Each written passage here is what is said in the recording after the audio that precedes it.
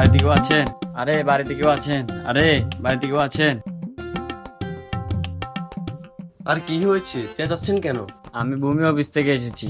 আচ্ছা, আচ্ছা, বাড়িটা কার নামে আছে? বাড়িটা আমার শ্বশুরের নামেই আছে। ও আচ্ছা আচ্ছা, শ্বশুরের নামে। আপনার নাম কি? আমার নাম সেলিম। ও, আপনার বিয়ে হয়ে গেছে? আরে পাগল নাকি আপনি? আমার বিয়ে হয়েছে বলেই তো আমি ঘর জামাই থাকি। আচ্ছা, আপনার বউ কি করে? আমার বউ স্কুল মাস্টারে জব করে আর আমি সংসার দেখি। আপনার বউরও বিয়ে হয়ে গেছে?